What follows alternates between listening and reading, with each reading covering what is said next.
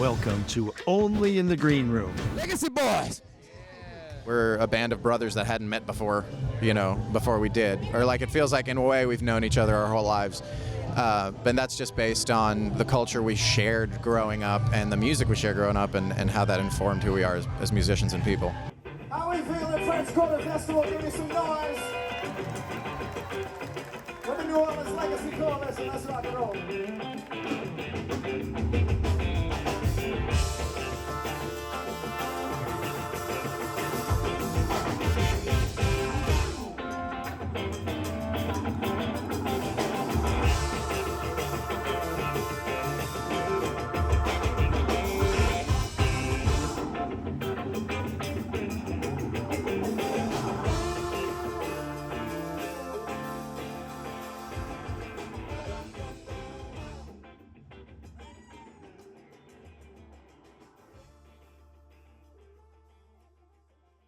To bring it always to my own family, but my son and his buddies, they have a band called the Legacy Coalition, which is Cyril Neville's son and Raymond Weber's son and Mark Mullins' son and Bradford Lewis's son and Sun Pi Barnes' son and Cranston Clements, the guitar player for the Neville Brothers' son.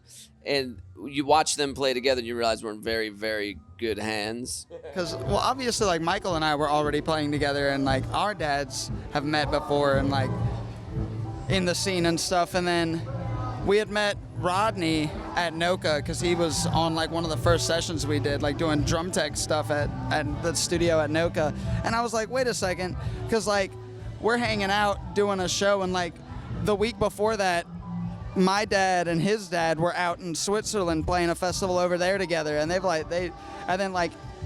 be playing down on Bourbon Street. It'd be like my dad at one club, and like directly across the street, you could look out the window and wave, and it'd be Raymond on the other side of the street, So I was like, well, we got to do something with Rodney, and we need some other people. And Michael at the time was doing some gigs with Cyril, so Austin and Omari were in on that. And then it took like a year and a half or so of us being like, okay, who do we get on keys? And finally, this little kid hit the scene, and this River absolutely killing the game. We're like, that one. To see the music being treated with such respect by these young people means the world to us, because that's how I was raised. That's how I still treat New Orleans music. Like, I'm still learning, and they have that, they have that, like, they want to be students of the music, but like, they're having fun with it too.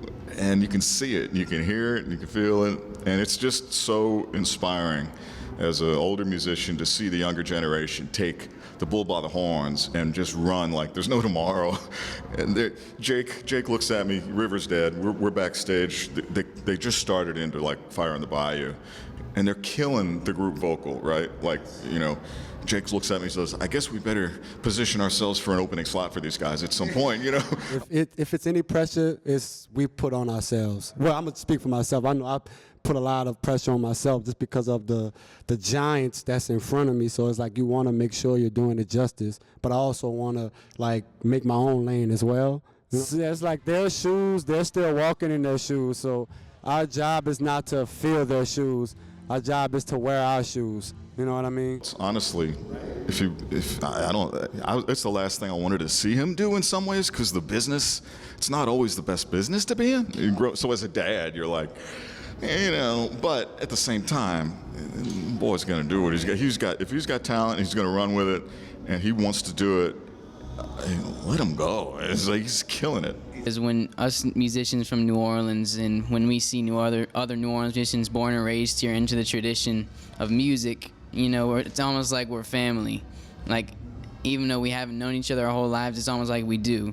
Like keep up the family groove, you know what I'm saying? What blew me away, and I was with Cyril watching the first couple times they played, they got together and they all sang. It might have been Fire on the Bayou, or Love the One You're With, or Tipitine, or whatever it was. And we all looked at each other and went, oh shit. Because it just makes sense to them hearing this by osmosis. It just boils down to approaching it with the utmost care and attention and respect, and that's kind of what it culminates in, which is a good thing, because we all know we've been given the tools to do it, and we have confidence in each other and ourselves. So What was that like, sitting next to your son with this band? Man, I tell you, like I told him, it's like heaven every time I'm on stage with him. And I told him when he was like maybe 3 or 4 years old, that one day, dude, you're gonna be better, you're gonna be way better than me. You're gonna be able to do way more than I'm doing. Hi, this is Tammy from Only in the Green Room. That's just a taste of the Legacy Coalition story. The full conversation, the music, the mission to carry this tradition forward, it's all waiting for you. So watch the complete episode now on YouTube or listen wherever you get your podcasts.